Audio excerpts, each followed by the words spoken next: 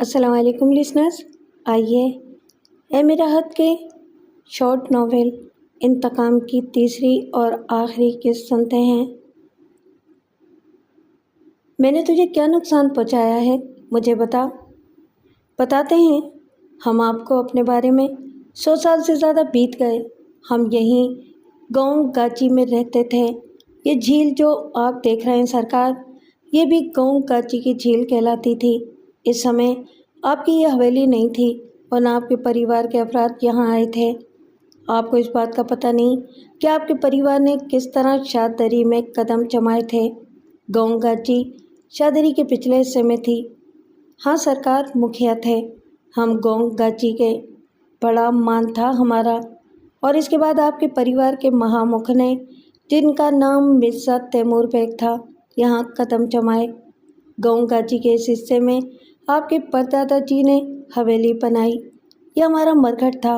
यहाँ हम अपने मुर्दे चलाते थे।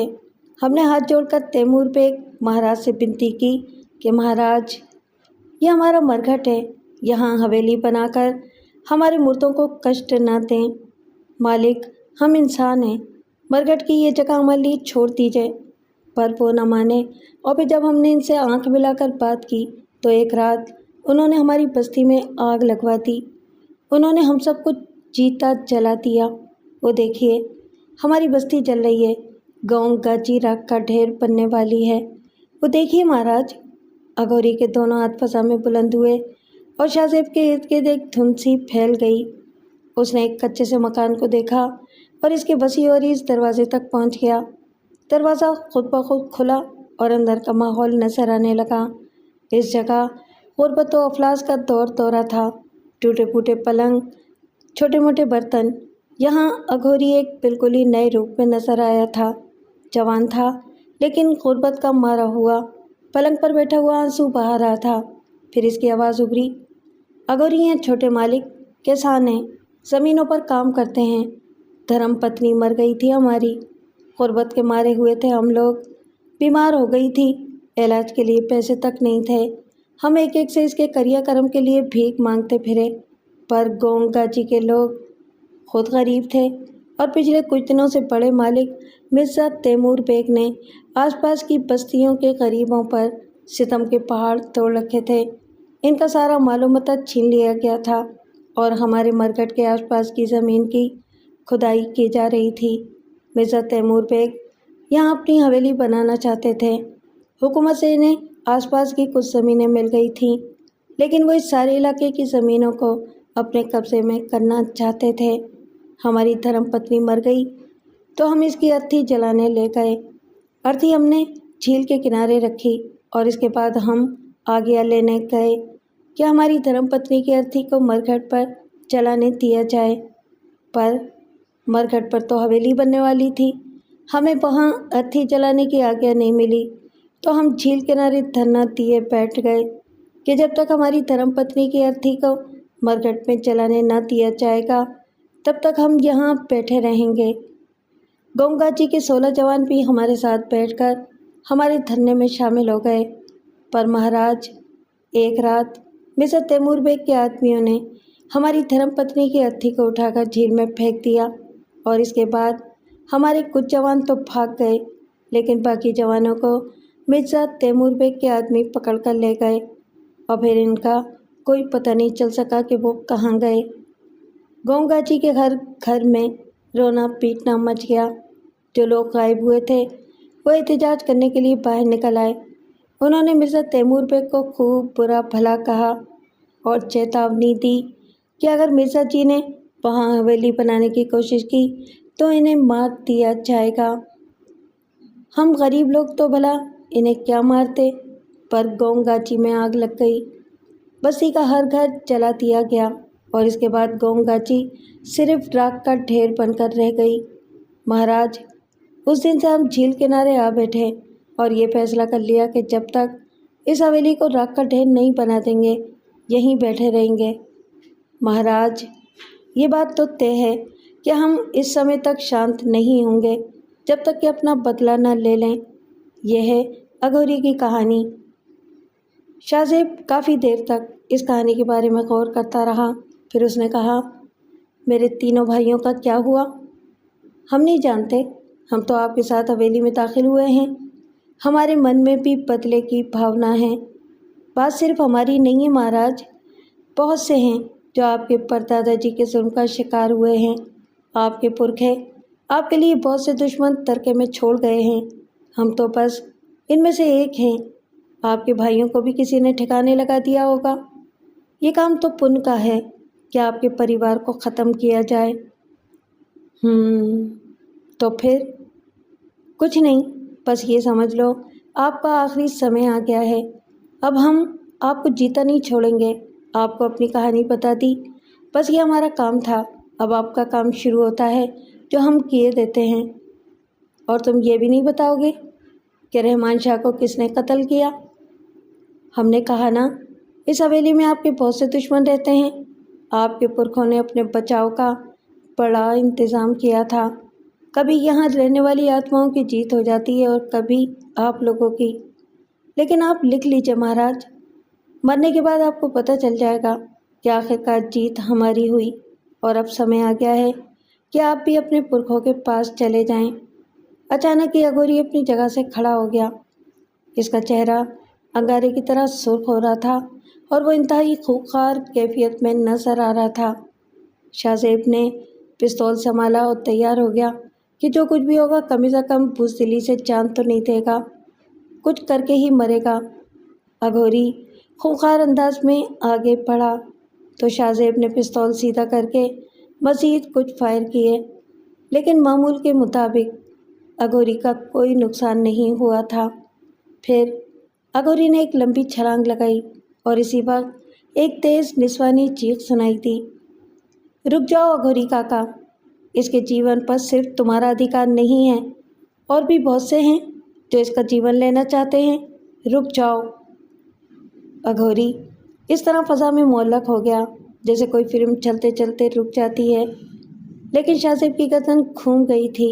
निस्वानी आवाज़ को तो वो सही तौर पर पहचान नहीं सका था, लेकिन न जाने क्यों इसके जहन ने ये कहा था कि ये वही लड़की है जो कई बार पुरस्कार तरीके से इसके सामने आ चुकी है, और इसका अंदाज़ा बिल्कुल ठीक था।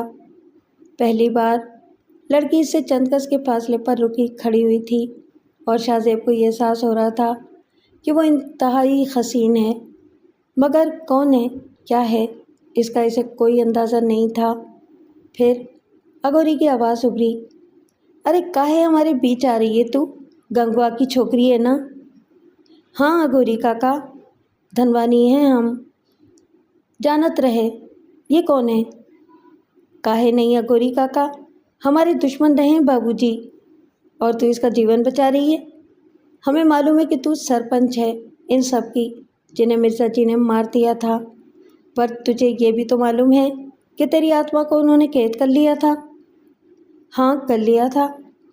तो फिर तू काहे हमें रोक रही है री? नहीं अघोरी काका, तुम्हें ये नहीं मालूम कि हमें इसने रिहाई दिलाई है। थोड़ा सा एहसान तो किया है ना इसने हम पर।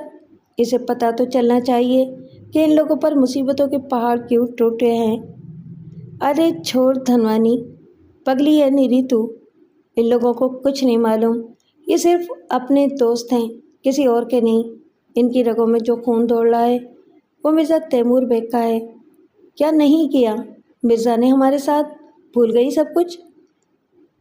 कुछ नहीं भूली अघोरी काका, पर इसे समझने तो दो इस बात को कि हमारी इसकी दुश्मनी काहे को हुई।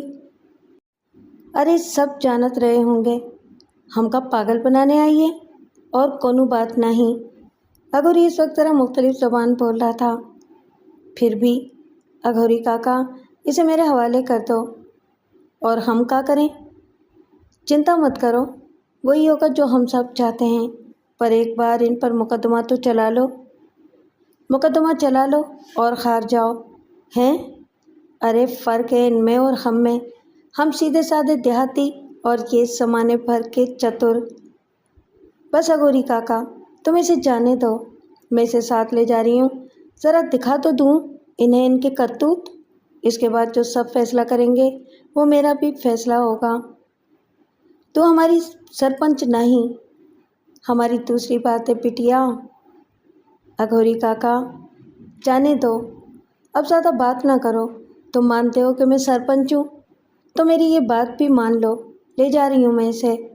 आओ। पहली बार लड़की पराए राज शाहजेब से मुखातिब हुई और इसकी आंखें शाहजेब पर निगरां हो गईं।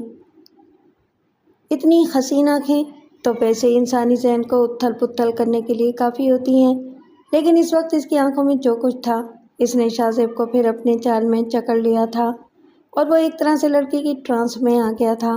चुनाचे वो वापस घूमा और लड़की के पीछे पीछे चल पड़ा, जो हवेली के बैरूनी दरवाजे की जानिब पड़ गई थी। इसने अघोरी को भी नहीं देखा, जो इस वक्त तक फजा में मौल्लक था, क्योंकि अब उसकी पुश्त अघोरी की तरफ थी और वो खामोशी से लड़की के पीछे चल रहा था। लड़की के पैरों में बंधी पाजेब से छन छन की आवाज़ें उभर रही थीं। वो हवेली के दरवाजे से बाहर निकल आई। इस वक्त शाहजेब को कोई सुध-बुध नहीं थी कि वो कहाँ जा रही है और इसे कहाँ ले जा रही है। जितना रास्ता तय किया गया वो भी नाकाबिले फ़हम था, लेकिन इसके बाद एक बार फिर इसे एक टूटी फूटी बस्ती सी नजर आई, जो रात की तारीकी में डूबी हुई थी। कहीं कहीं रोशनियां नजर आ रही थीं और इसी से एहसास होता था कि बस्ती में ज़िंदगी का वजूद है। वो आगे बढ़ती रही और थोड़ी देर के बाद बस्ती में दाखिल हो गई। सामने ही एक जगह बहुत से चिराग रोशन थे। मध्यम मध्यम आवाज़ें फ़ज़ा में गूंज रही थीं और एक अजीब सा माहौल तारी था। लड़की इसी जानिब पड़ रही थी जहाँ से वो आवाज़ें आ रही थीं। शाहजेब मुकम्मल तौर पर होशो हवास में तो नहीं था, लेकिन माहौल को थोड़ा बहुत समझ सकता था। जिस जानिब लड़की से लिए जा रही थी, वहाँ से एक बड़ा सा चबूतरा था, जिसके बीचों बीच इंतहाई चौड़े तने वाला बरगद का दरख्त नज़र आ रहा था। वसी और इस चबूतरे पर तेल के दिए रोशन थे, जिनकी पीली मदकूक रोशनी कुर्ब जवार के माहौल को रोशन कर रही थी। शाहजेब ने देखा कि इन लटकी हुई शाखों के साथ साथ बहुत सी औरतें सर झुकाए बैठी थीं और इनके करीबी ज़मीन पर बहुत छोटे छोटे बच्चे सो रहे थे। औरतों की सिसकियाँ, आहें और रोने की आवाज़ें भिनभिनाहट की शक्ल में उभर रही थीं। शाहजेब हैरानी से इन्हें देखने लगा। इसकी समझ में नहीं आ रहा था वो खूबसूरत लड़की, जो शाहजेब के लिए एक मौमा बनी हुई थी, इससे थोड़े फासले पर ही मौजूद थी। अचानक ही शाहजेब को यूँ महसूस हुआ जैसे उसका जहन इस लड़की के शहर से आज़ाद हो गया हो। इसने आंखें बंद करके ज़ोर से सर को झटका और इधर उधर देखने लगा। जो मंजर इसकी आंखों के सामने था वो धोखा या ख्वाब नहीं था, बल्कि एक ठोस सच्चाई थी। लड़की आहिस्ता आहिस्ता पीछे हटी और शाहजेब के बिल्कुल करीब पहुंच गई। देख रहे हो? शाहजेब ने चौंक कर लड़की को देखा। ये कौन है? उसने सरसराती हुई आवाज़ में कहा। इन खानदानों की औरतें जिन्हें तुम्हारे परदादा ने नेस्तो नाबूद कर दिया, वो मजलूम विधवाएं जो छोटे छोटे बच्चों के साथ अपने सर के ताजों से महरूम हो गईं। ये सब तुम्हारे परदादा जी का कमाल था। उन्होंने इनसे इनकी ज़मीनें छीन ली, इनके पति इनसे छीन लिए और फिर इन ज़मीनों को अपने कब्ज़े में लेकर इन सबको जीवन की खुशियों से महरूम कर दिया। और ये और इनके बच्चे भूख प्यास से मर गए। क्या क्या जुल्म नहीं किए तुम्हारे परदादा जी ने इनके साथ? आज भी इनकी प्यासी आत्माएं तुम्हारी हवेली के इस तहखाने में पड़ी हुई बेबसी की निगाहों से दरो दीवार को तक रही हैं कि कोई इन्हें चिता दे दे।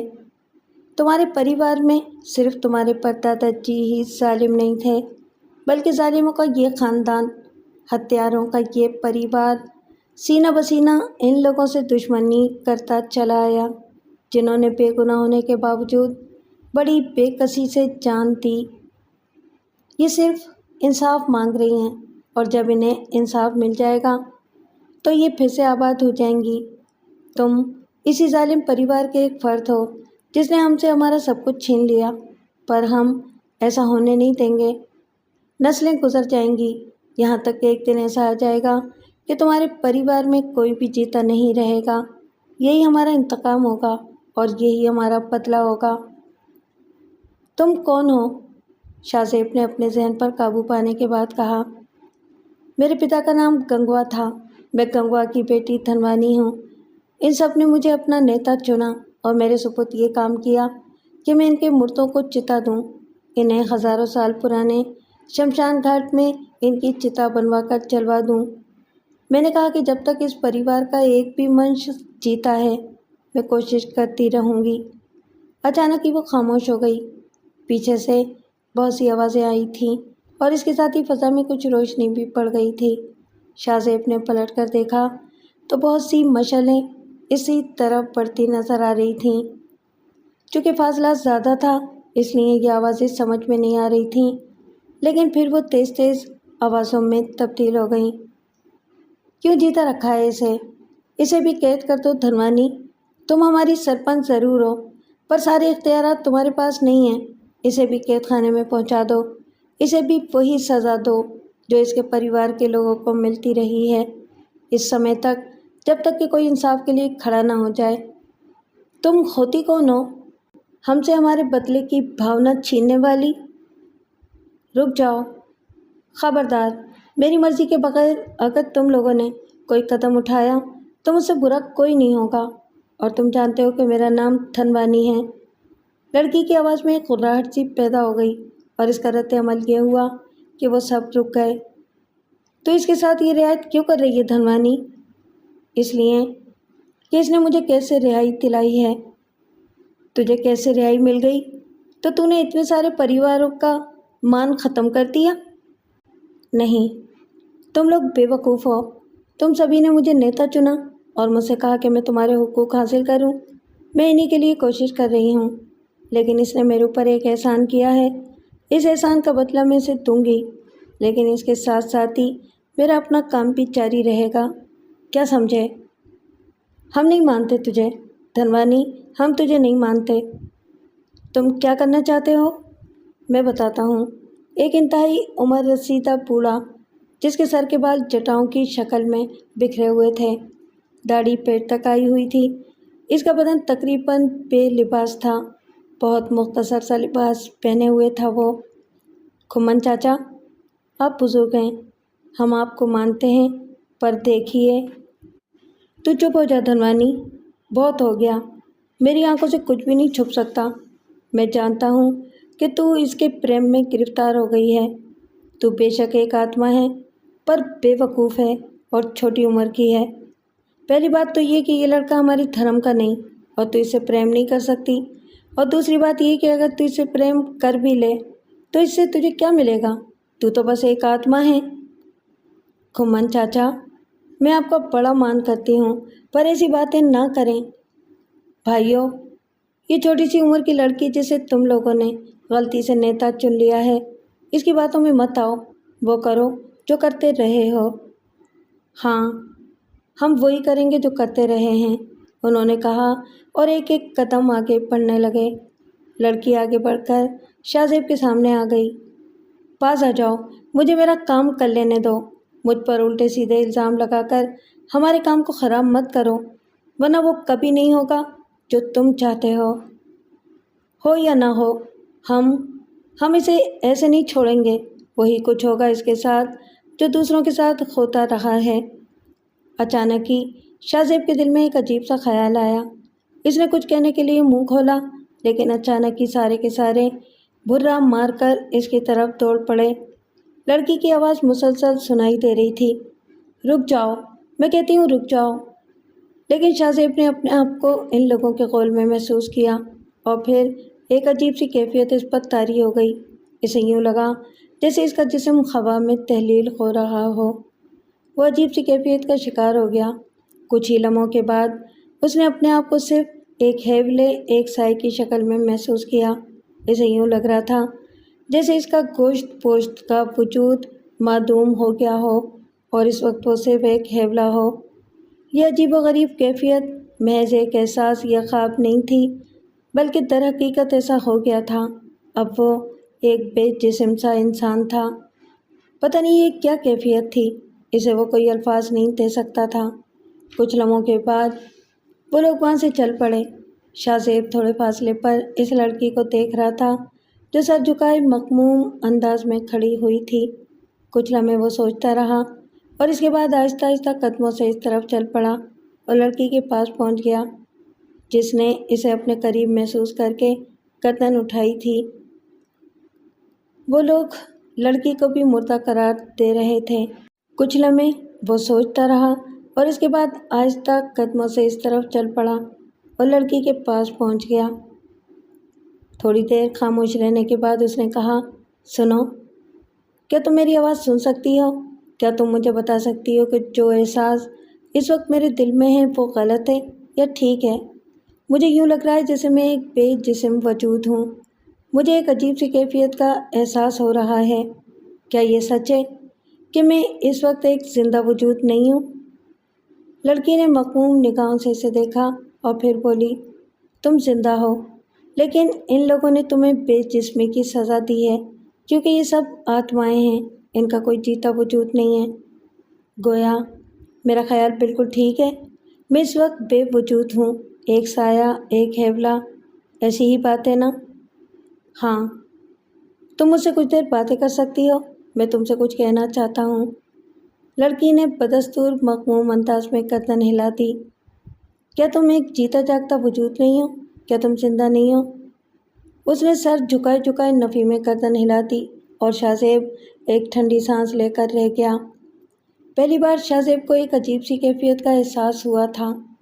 بوڑھے کھمن کے الفاظ اس کے کانوں میں گونج رہے تھے، تو چپ ہو جا دھنوانی، بہت ہو گیا، میری آنکھوں سے کچھ چھپ نہیں سکتا۔ میں جانتا ہوں کہ تم اس کے پریم میں گرفتار ہو گئی ہے۔ یہ لڑکا ہمارے دھرم کا نہیں اور تو اس سے پریم نہیں کر سکتی۔ شاہ زیب کو یوں لگ رہا تھا جیسے بے شمار کہانیاں اس کے ذہن میں زندہ ہو گئی ہوں۔ روحیں بھی کسی کو چاہ سکتی ہیں، ایسے کچھ واقعات اس نے پڑھے تھے۔ لڑکی نے کہا، اور اب تو اسی بے جسمی کے عالم میں رہے گا۔ کیا یہ لوگ مجھے ہلاک کرنا چاہتے تھے؟ نہ جانے کس طرح شاہ زیب کے منہ سے نکل گیا۔ نہیں، یہ لوگ تجھے ابھی ہلاک نہیں کریں گے، مگر ان کا مقصد یہی ہے کہ تیرے پریوار کو اتنا نقصان پہنچایا جائے کہ تم لوگ ان کی بات مان لو۔ دھنوانی، میں جس عالم میں بھی ہوں کم از کم تجھے اس بارے میں معلوم ہے۔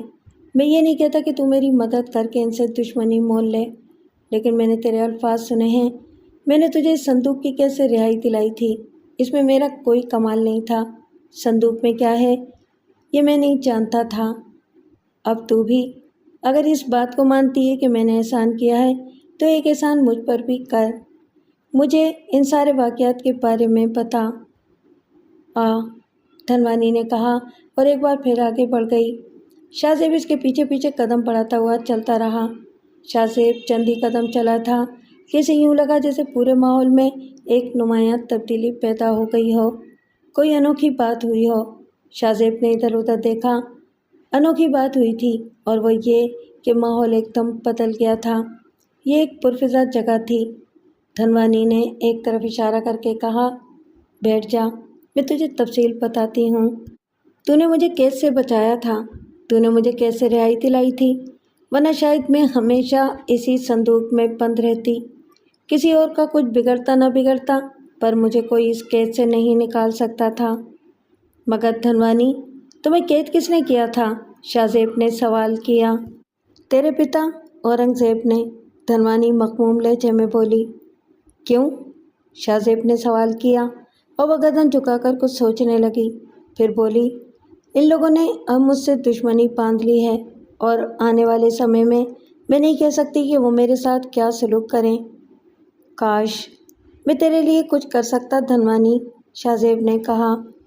دھنوانی تھوڑی دیر تک سوچتی رہی، اس کے بعد بولی، تمہیں پتہ ہے میرے بارے میں کیا کہا گیا تھا؟ میں جیتی نہیں ہوں، میں بس ایک آتما ہوں جو سنسار میں بھٹک رہی ہے، لیکن میرے کندھوں پر ایک ذمہ داری ہے۔ روح پر کیا ذمہ داری ہو سکتی ہے؟ شاہ زیب نے سوال کیا۔ میں تجھے وہی بتا رہی ہوں، بہت پرانی بات ہے۔ تجھے اپنے پردادا مرزا تیمور بیگ کے بارے میں کچھ معلوم ہے؟ صرف اتنا کہ وہ بہت بڑے زمیندار تھے اور تھوڑے سے سخت مزاج بھی تھے۔ دھنوانی آہستہ سے ہنسی، پھر بولی، تھوڑے سے سخت مزاج؟ کیا تو نے استخانے میں انسانی جسموں کے وہ پنجر نہیں دیکھے؟ شاہ زیب چونک پڑا۔ ये बात इस लड़की को कैसे मालूम? इसने हैरत से सोचा। धनवानी इसकी सूरत देख रही थी। फिर वो आहिस्ता से बोली, जानता है वो कौन थे? नहीं, वो इस इलाके के ज़मींदार थे, छोटी छोटी ज़मीनों के मालिक जो अपनी खेती बाड़ी करते थे और अपना जीवन बिताते थे। तेरे परदादा ने इनसे कहा कि वो अपनी छोटी छोटी ज़मीनें इनके हवाले कर दें, पर वो न माने। ये ज़मीनें इनके जीवन का सहारा थीं। वो इनकार करते रहे। तब एक दिन तेरे परदादा ने इन्हें अपनी इस हवेली पर बुलाया जो हमारे मरकट ये शमशान घाट पर बनाई गई थी। वो लोग बड़े ज़मींदार के पास हाथ जोड़े जोड़े पहुँचे। इन्हें इस तहखाने में ले जाया गया जहाँ तूने इनकी लाशों के पंजर देखे, और फिर इन्हें बहुत अच्छा खाना खिलाया गया। तेरा परदादा बहुत ही मक्कार आदमी था।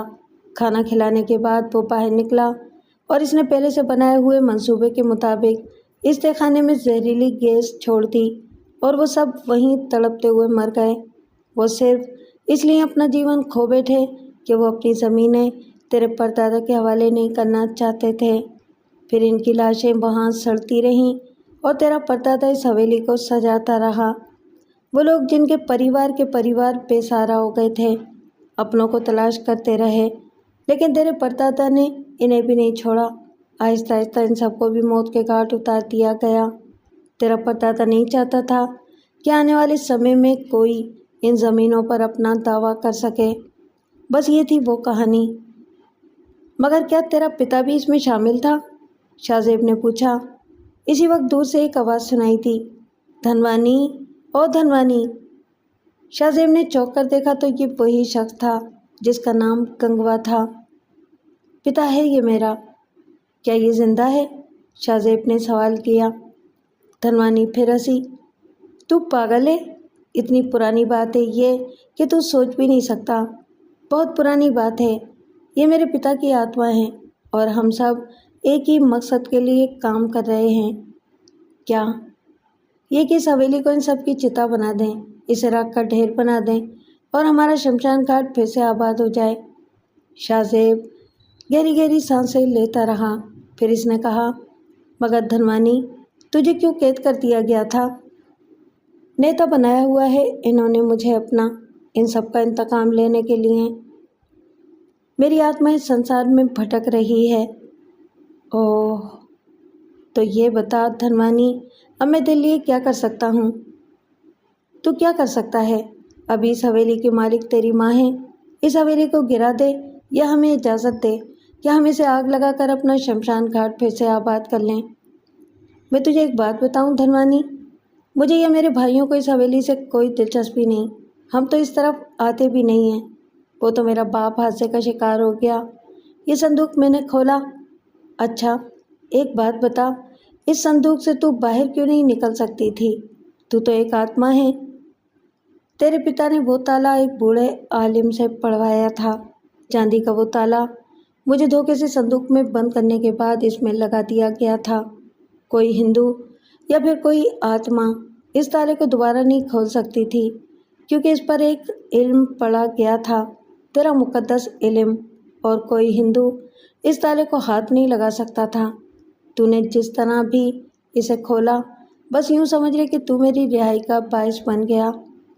फिर शाहजेब को कुछ ख्याल आया और उसने सवाल किया, एक बात बता, बूढ़े गुम्मन दादा ने कहा था कि तू मुझे नुकसान नहीं पहुंचा सकती, ऐसा क्यों कहा था?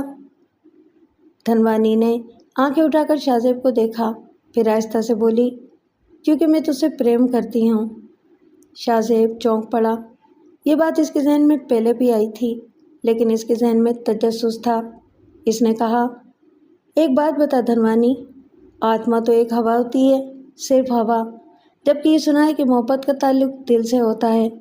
जब तेरा वजूद ही नहीं है, तेरा जिस्म ही नहीं है, तो फिर तेरे दिल में मेरी मोहब्बत कैसे जागी, या तू किस तरह मुझसे प्रेम करने लगी? प्रेम तो खेली रूहों का है। जो लोग इसका ताल्लुक सिर्फ दिल से बताते हैं वो समझते ही नहीं कि प्रेम है क्या, धनवानी ने आहिस्ता से कहा। और न जाने क्यों शाहजेब को इसके इन अल्फाज से थोड़ा सा दुख का एहसास हुआ। गंगवा मुसलसल धनवानी को आवाज़ें देता हुआ इसी तरफ आ रहा था। शाहजेब ने कहा, धनवानी, کیا یہ مجھے دیکھ سکتا ہے؟ جیسا کہ تو نے کہا کہ میں تو اب بے جسمی کی حالت میں ہوں، مجھے دیکھا نہیں جا سکتا۔ پر ہم تو آتمائیں ہیں، بھلا آتماؤں کی نگاہوں سے کوئی چیز کیسے چھپ سکتی ہے؟ جیتے جاگتے انسانوں کو بس تیری پرچھائیاں نظر آئیں گی، وہ بالکل قریب سے بھی تجھے نہیں دیکھ سکیں گے۔ ہاں، تیری پرچھائیاں سب دیکھ سکتے ہیں۔ اتنی دیر میں گنگا قریب پہنچ گیا۔ اس نے نفرت بھری نگاہوں سے شاہ زیب کو دیکھا اور پھر غصیلے انداز میں دھنوانی کا ہاتھ پکڑ کر اسے ایک سمت گھسیٹنے لگا۔ دھنوانی نے جن نگاہوں سے شاہ زیب کو دیکھا، وہ نگاہیں شاہ زیب کے دل میں اتر گئیں۔ کچھ دیر تک دھنوانی نے مڑ مڑ کر اسے دیکھتی رہی اور پھر وہ نگاہوں سے اوجھل ہو گئی۔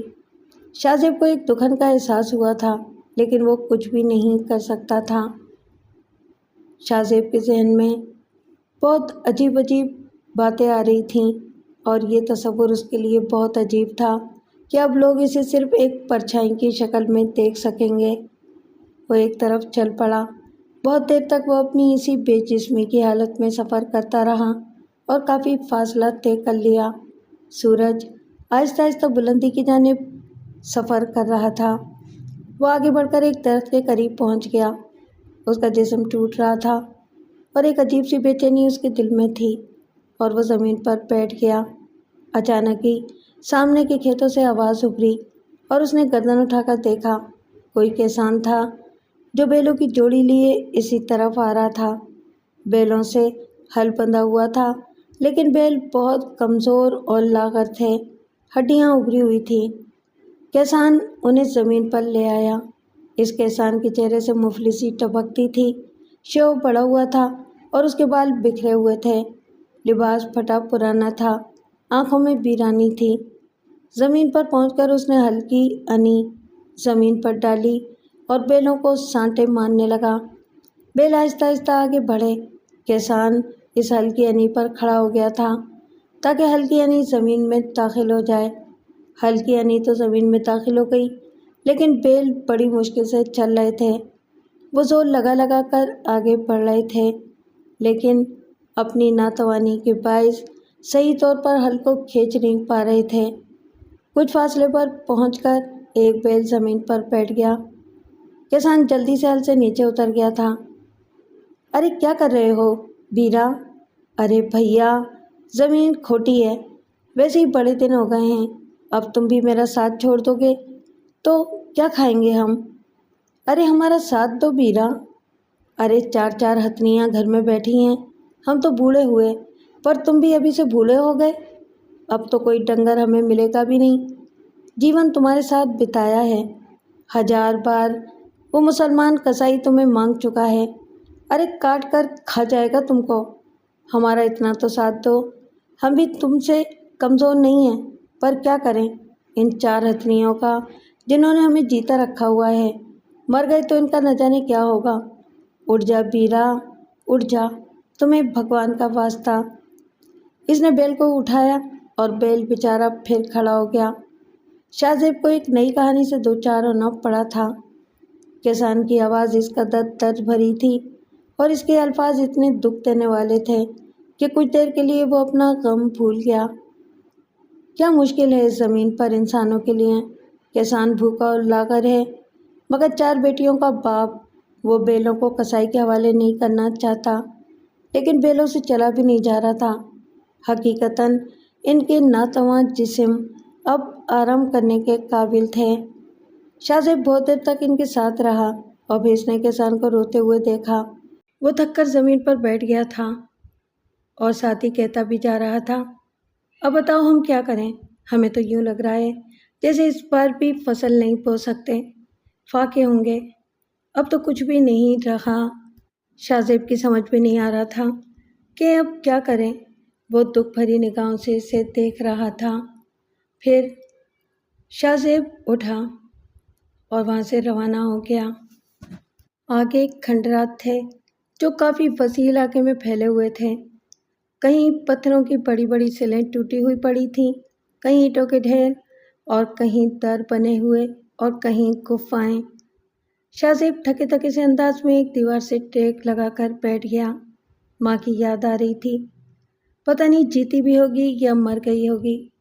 अपने 4 बेटों के गम में काफ़ी अरसा गुजर गया था और शाहज़ेब सोच रहा था कि अब क्या करें। भाइयों का कोई पता नहीं चल सका था और ख़ुद भी इस कैफियत का शिकार हो गया था कि माँ इसे सिर्फ एक परछाई की शक्ल में देख सकती थी। बड़ी बेकसी की ज़िंदगी हो गई थी। क्या करे, वक्त गुजरता रहा, यहाँ तक कि अंधेरा फैला और रात होती चली गई। न जाने कितने समय गुजरा था कि अचानक एक खंडरात में कुछ आहटें उभरी और शाहज़ेब चौंक कर उधर देखने लगा। रात की तारीकी में इसे 5 अफराद नजर आए जो घोड़ों की लगामें पकड़े हुए खंडरात में दाखिल हो रहे थे।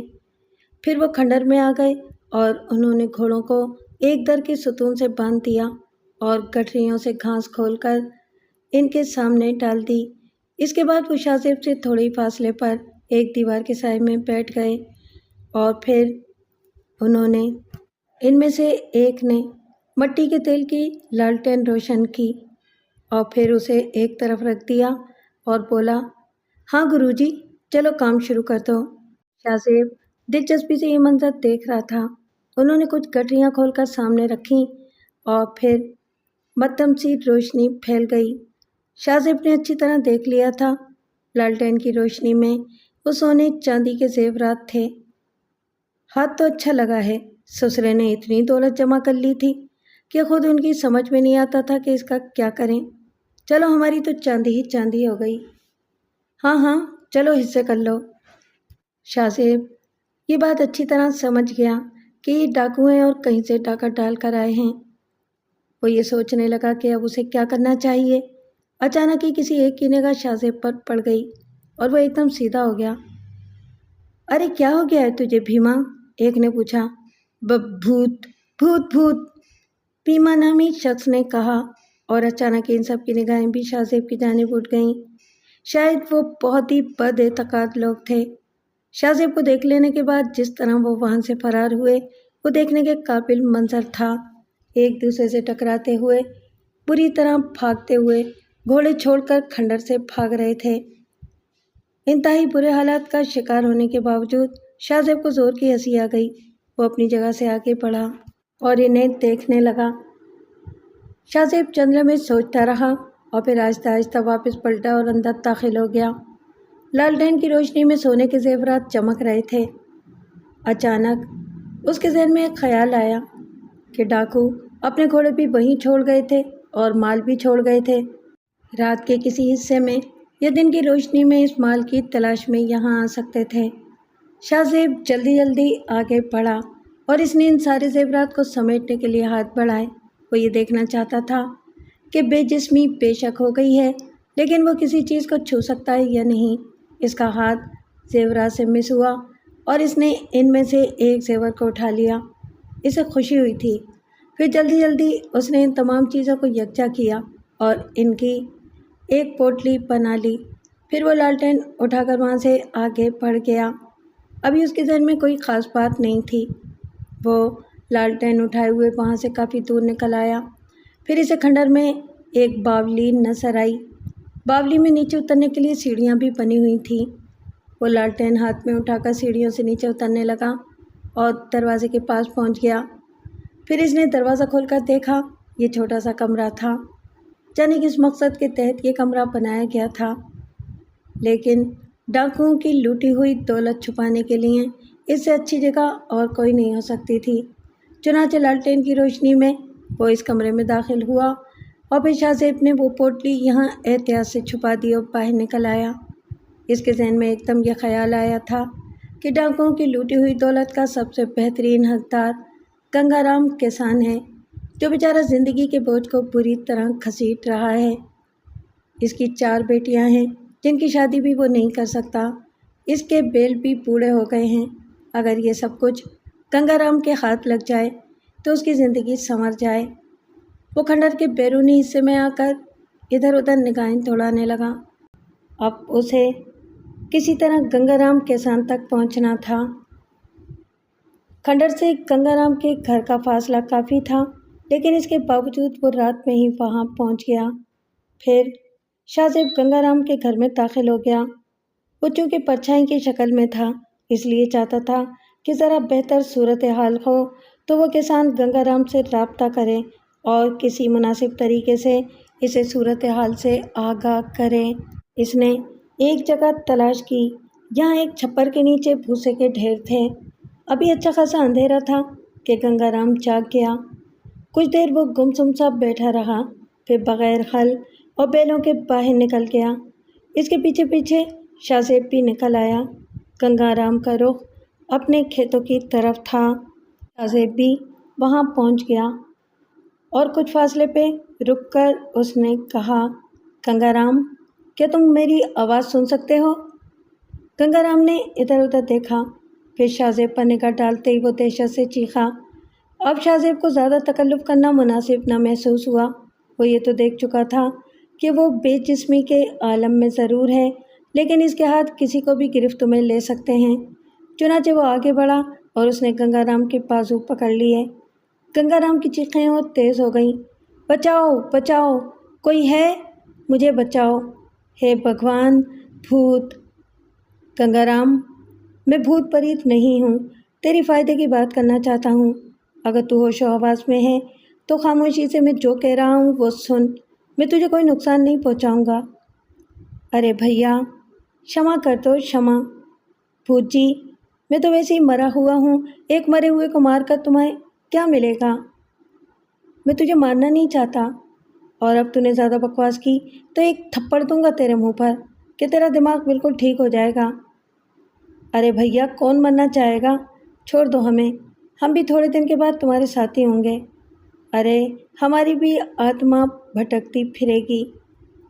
ایک بار میری بات سن لو گنگا رام، بعد میں جیسا تو کہے گا میں کروں گا۔ شاہ زیب بولا، اچھا بتاؤ بھیا، میرے ساتھ کہیں اور لے جا کر مارو گے؟ نہیں، بالکل نہیں ماروں گا، بے فکر رہے۔ بولو بھیا بولو، میرے ساتھ تو آپ پاگل۔ چلو بھیا چلو، وہ بولا اور شاہ زیب اسے ساتھ لیے ہوئے کھنڈرات کی جانب بڑھنے لگا۔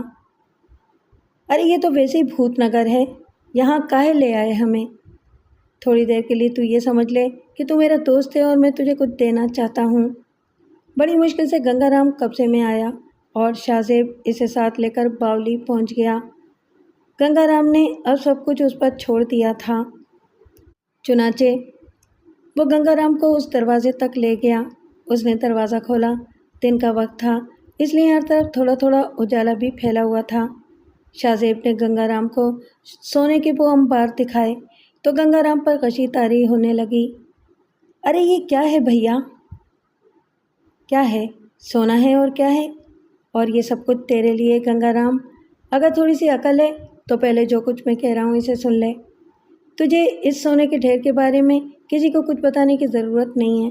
اگر تیرے اندر ہمت ہو تو اسے ابھی لے کر چل دے، یا اگر یہاں رکھنا چاہتا ہے تو یہاں رکھ۔ تو اسے آرام سے خرچ کر کے اپنی بیٹیوں کے ہاتھ بھی پیلے کر سکتا ہے، اپنا گھر بھی بنا سکتا ہے، سارے کام کر سکتا ہے تو، کیا سمجھا؟ اچھا ایسا کر کہ تو یہاں بار بار کیسے آئے گا؟ میں تیرا گھر دیکھ چکا ہوں، اس گٹھری کو اٹھا اور کندھے پر رکھ کر اپنے گھر چل، وہاں اسے کسی مناسب جگہ چھپا دے، تھوڑے تھوڑے سے سونے کے زیور نکال اور کسی آبادی میں جا کر بیچ دے، یہ چیزیں تیرے سارے دل درد دور کر دیں گی۔ سو تو ہے مہاراج، پر کچھ نہیں، اب بیکار باتیں مت کر، یہ سب کچھ تیرا ہے اور تیرے لیے ہے۔ گنگا رام کے تو بدن میں جیسے کرنٹ دوڑ گیا، ایسے بھاگ بھاگ کر کام کرنے لگا کہ کوئی دیکھے تو دیکھتا رہ جائے۔ شاہ زیب ایک اچھا انسان تھا، بس زندگی کو جو گھن لگ گیا تھا اسے دور کرنا اس کے بس کی بات نہیں تھی۔ جد و جہد بھی کر رہا تھا اور کوشش بھی کر رہا تھا۔ درمیان میں یہ جو واقعہ پیش آیا تھا وہ صرف اتفاقیہ تھا، لیکن گنگا رام کو خوش دیکھ کر اسے بھی دلی خوشی ہو رہی تھی۔ شاہ زیب کے لیے اب وہاں رکنا غیر ضروری ہو گیا تھا، لیکن اس کی سمجھ میں یہ بات نہیں آتی تھی کہ آخر اب کیا کرے۔ ایک طرح سے تو یوں لگتا تھا جیسے وہ ایک ایسے آسیبی عمل میں آ پھنسا ہے جس سے نکلنا اس کے لیے ممکن ہی نہ رہا ہو۔ حویلی تو خیر تھی ہی آسیب زدہ، لیکن باقی سارا ماحول، وہ لڑکی دھنوانی، اس کا باپ گنگوا، اور وہ جو اس کے پردادا کی وجہ سے اس کے دشمن بنے ہوئے تھے، انہوں نے اسے گھیر رکھا تھا۔ بے جسمی کا یہ عالم اس کے لیے اور بھی جان کا تھا اور اس کی سمجھ میں نہیں آتا تھا کہ اپنے اس انوکھے وجود کو لے کر کہاں جائے۔ کئی دن تک وہ مختلف علاقوں میں بھٹکتا رہا۔ اس دن دوپہر کا وقت تھا۔ ایک بستی نظر آئی تھی اور وہ اس کی جانب غیر ارادی طور پر چل پڑا تھا۔ بستی زیادہ بڑی نہیں تھی، چھوٹی چھوٹی دکانیں ادھر ادھر موجود تھیں جو زیادہ سے زیادہ 3 اور 4 کی تعداد میں تھیں۔ وہ آگے بڑھتا رہا اور اس وقت وہ ایک چوک کے پاس سے گزر رہا تھا کہ اس نے کچھ بچوں کو دیکھا جو ایک بوڑھے شخص کے گرد شرارتیں کر رہے تھے۔ بوڑھا آدمی کافی ضعیف تھا، وہ ایک بڑے سے پتھر پر بیٹھا ہوا تھا اور بچے اس کے ارد گرد شور مچا رہے تھے۔ شاہ زیب ان کی جانب بڑھ گیا۔ اس نے قریب پہنچ کر بچوں کو دیکھا۔ بچے بوڑھے کے بدن میں چٹکیاں نوچ نوچ کر بھاگ رہے تھے اور وہ ہنس رہا تھا۔ پھر اس نے جیب سے تھوڑی سی مٹھائی نکالی اور بچوں سے بولا، بس اب کھیل کود کا وقت ختم، میں تھک گیا، لو مٹھائی کھاؤ اور بھاگو۔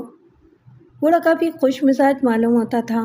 اس نے وہاں موجود بچوں کو تھوڑی تھوڑی مٹھائی دی اور پھر اچانک ہی شاہ زیب کی طرف رک کر کے بولا، تو بھی آ جا، میرے سامنے تو بھی بچہ ہی ہے، لے مٹھائی کھا۔ شاہ زیب دھک سے رہ گیا اور پھر وحشت زدہ انداز میں ادھر ادھر دیکھنے لگا۔ کیا بوڑھا اسے مخاطب کر رہا ہے؟ کیا اس کی بے جسمی کی کیفیت ختم ہو گئی؟ وہ ایک دم آگے بڑھا اور اس نے حیرانی سے کہا، آپ نے مجھ سے یہ بات کہی ہے بابا؟ لے تو اب تیرے سوا اور کون یہاں ہے؟ وہ سسرے تو مٹھائی لے کر بھاگ گئے۔ بابا میں ہاں تو دیکھ، ایک بات کہوں تجھ سے، نیکیاں کبھی ضائع نہیں جاتی۔ تو کیا جانے اس نکتہ نواز کو کہ تیری کون سی ادائے سے بھا جائے اور وہ تجھے وہ سب کچھ دے دے۔ ابے مٹھائی نہیں کھائے گا کیا؟ ابھی تک ہاتھ نہیں بڑھایا۔ شاہ زیب گھٹنوں کے بل بیٹھ گیا اور اس نے بڑے احترام سے وہ مٹھائی اپنے دونوں ہاتھوں میں لے لی۔ کھا لے اور بھاگ جا یہاں سے، چل بھاگ، پھوٹ یہاں سے، بوڑھے نے عجیب سے انداز میں کہا اور خود بھی پتھر سے اٹھ گیا۔ پھر وہ تیز رفتاری سے ایک سمت بڑھ گیا۔ شاہ زیب نے مٹھائی منہ میں لے لی تھی اور اس کی آنکھوں سے آنسو بہہ نکلے تھے۔ اگر اس کی بے جسمی کی کیفیت ختم ہو گئی ہے تو پھر زندگی دوبارہ شروع ہو سکتی ہے۔ جو گم ہو گیا ہے وہ مل جائے تو پھر کیا کچھ نہیں ہو سکتا۔ چند قدم وہ وہیں کھڑا رہا۔ اس کے دل میں بعد میں خیال آیا کہ کم از کم جائزہ تو لے کہ اس کی بے جسمی ختم ہو گئی ہے یا نہیں۔ وہ ایک دکان کے پاس پہنچا اور اس نے کہا، بھائی صاحب کیا مجھے ایک گلاس پانی مل سکتا ہے؟ دکاندار نے اسے دیکھا اور پھر بولا، مسافر ہو بھائی؟ کہیں سے آئے ہو؟ پہلے تو تمہیں اس بستی میں کبھی نہیں دیکھا۔ اب تو آپ دیکھ رہے ہیں نا مجھے؟ ہاں بھلے آدمی معلوم ہوتے ہو، ٹھہرو میرا گھر پیچھے ہی ہے، میں پانی لے کر آتا ہوں، دکاندار نے کہا اور شاہ زیب کے روئیں روئیں سے خوشی پھوٹ پڑی۔ جس نیکی کا حوالہ اس بزرگ نے دیا تھا، اس کے بارے میں تو فی الحال یہی کہا جا سکتا تھا کہ گنگا رام کو کچھ دینا ہی اوپر والے کو پسند آیا ہے۔ یقیناً اس کی بے جسمی اسی وجہ سے ختم ہوئی ہے۔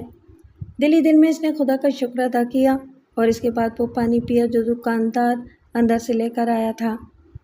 کھانے کو اس وقت کچھ نہیں ہے مسافر، ورنہ میں تمہیں ضرور دیتا۔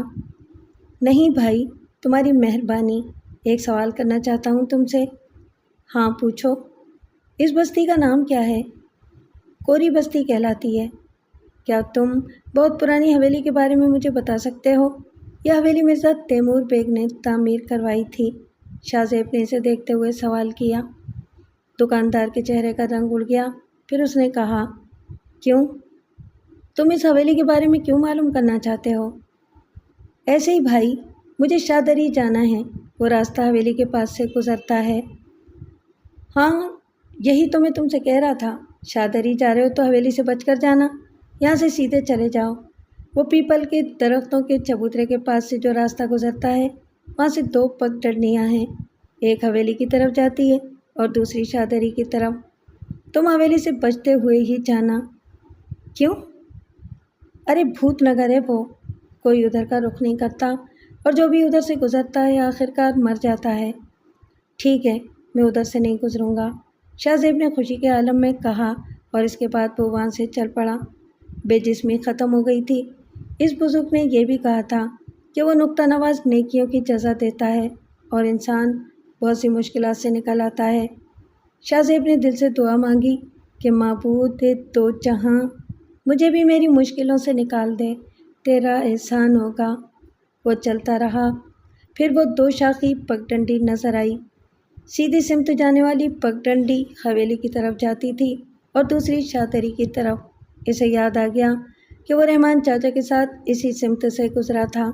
بہرحال اس نے رفتار اور تیز کر دی اور چلتا رہا، یہاں تک کہ دن کی روشنی میں ہی اسے وہ جھیل نظر آئی تھی، اور جب جھیل نظر آئی تو اس نے اس بلند و بالا حویلی کو بھی دیکھ لیا جو اس سارے فساد کی جڑ تھی۔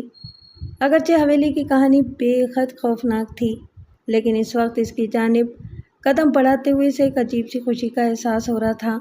یہ نہیں کہہ سکتا تھا کہ حویلی میں اب وہاں کے مکین اس کا کیسا استقبال کریں گے، لیکن جن مشکلوں سے گزر کر وہ آیا تھا، اس کے بعد یہ حویلی نہ جانے کیوں اسے ایک دم اچھی لگی تھی۔ حویلی کے گیٹ کو دیکھا تو وہاں کوئی تالا وغیرہ نہیں تھا۔ تھوڑا سا دبایا تو گیٹ کھل گیا۔ سامنے ہی اس کی کار کھڑی ہوئی تھی۔ یہاں جو کچھ بھی نہ ہو جائے کم ہے، شاہ زیب نے سوچا اور حویلی میں داخل ہو گیا۔ نہ جانے کیوں اسے لگ رہا تھا جیسے کچھ آنکھیں اس کی نگرانی کر رہی ہوں۔ وہ حویلی کے اندرونی حصے میں پہنچا اور پھر چند قدم آگے بڑھ کر اپنے کمرے کی جانب چل پڑا، مگر تھوڑا سا آگے بڑھا تھا کہ اچانک ایک کمرے سے کوئی برآمد ہوا۔ شاہ زیب ایک دم ٹھٹک کر رک گیا۔ آنے والا اس کی جانب دیکھ رہا تھا اور شاہ زیب کی آنکھیں حیرت سے پھٹ گئی تھیں۔ اسے اپنی آنکھوں پر یقین نہیں آ رہا تھا۔ سامنے عظمیٰ بیگم کھڑی ہوئی تھیں۔ شاہ زیب کے حلق سے چیخ نکلتے نکلتے رہ گئی۔ وہ تیزی سے آگے بڑھا تو عظمیٰ بیگم نے اپنا داہنا ہاتھ اوپر اٹھا دیا۔ ہوش و حواس قائم کرو اور میرے پیچھے آؤ۔ عظمیٰ بیگم کے انداز میں بڑا ٹھہراؤ تھا۔ شاہ زیب کے قدم ایک دم رک گئے۔ اس کے دل میں صرف ایک خیال پیدا ہوا کہ کہیں عظمیٰ بیگم بھی تو موت کا شکار نہیں ہو گئیں اور ان کی روح اپنے بچوں کو تلاش کرتی ہوئی اس حویلی تک آ گئی ہو۔ امی، میری بات تو سنیے۔ لیکن عظمیٰ بیگم اس بڑے کمرے کا دروازہ کھول کر اندر داخل ہو گئیں، جس میں سے اوپر جانے کے لیے سیڑھیوں سے راستہ گزرتا تھا۔ ہاں، جو میز لگی ہوئی تھی اب وہ بالکل صاف ستھری تھی اور اس پر کچھ برتن بھی سجے ہوئے تھے جو بے شک خالی تھے، لیکن ان کی یہاں موجودگی یہ بتاتی تھی کہ انہیں کسی نے استعمال کیا ہے۔ عظمیٰ بیگم ایک کرسی گھسیٹ کر بیٹھ گئیں اور پھر انہوں نے کہا، میں تمہارا بے چینی سے انتظار کر رہی تھی۔ ابھی انہوں نے یہ الفاظ ادا ہی کیے تھے کہ دروازے پر پھر ہلکی سی آہٹ ہوئی اور ایک بار پھر شاہ زیب کے ذہن کو ایک جھٹکا سا لگا۔ وہ رحمان شاہ تھا جو بھاری قدموں سے اندر آ رہا تھا۔ رحمان چچا، شاہ زیب اٹھ کر ان کی جانب لپکا۔ عظمیٰ بیگم نے کہا، مجھ سے پوچھے بغیر کوئی عمل نہ کرو شاہ زیب، تم آ گئے ہو، ہمیں بہت سے اہم فیصلے کرنے ہیں، براہ کرم جذباتی ہونے کی کوشش نہ کرو اور ان فیصلوں کو سنو، تمہارا آنا بے حد ضروری تھا۔ امی، رحمان چچا؟ نہیں، وہ صرف میری مدد کے لیے آ گئے ہیں، ورنہ اب اس دنیا میں ان کا کوئی وجود نہیں ہے۔ کیا؟ شاہ زیب کا منہ حیرت سے کھلے کا کھلا رہ گیا۔ اس نے رحمان چچا کو دیکھا، پتھرائے ہوئے سے کھڑے تھے اور اس کی نگاہیں عظمیٰ بیگم پر جم گئیں۔ اچانک اس کا دل بھر آیا اور وہ روندی ہوئی آواز میں بولا، امی؟ نہیں، میں زندہ ہوں، تم چاروں کو تلاش کرتی ہوئی یہاں آ گئی ہوں۔ یہاں آ کر میں نے حویلی والوں سے رابطہ قائم کیا اور ان سے اپنے بچوں کے بارے میں پوچھا تو انہوں نے ایک ذمہ داری میرے کندھوں پر ڈال دی۔ بھائی رحمان شاہ میرے سامنے آئے اور انہوں نے بتایا کہ اب وہ اس دنیا کے باسی نہیں ہیں، وہ یہاں کے آصبوں کا شکار ہو گئے۔ مجھ سے کہا گیا کہ اگر میں انصاف کے پتھر پر بیٹھ کر بات کروں تو وہ میرا فیصلہ قبول کر لیں گے۔ سنگ انصاف ایک دوسرے کمرے میں لگایا گیا ہے، تمہاری واپسی کا انتظار تھا۔ امی، اگر ایسی بات ہے تو کیا ان لوگوں نے آپ کو میرے بھائیوں کے بارے میں بتایا جن کی تلاش میں ہم یہاں آئے ہیں؟ اور اگر رحمان چچا کی روح اسی طرح یہاں آ سکتی ہے تو کیا میرے باپ کی روح اس طرح یہاں نہیں آ سکتی؟ نہیں، اورنگزیب سے ان لوگوں کو اختلاف ہے، جبکہ رحمان چچا سے ان کا کوئی جھگڑا نہیں ہے، وہ بس ایک حادثے کے تحت مارے گئے تھے۔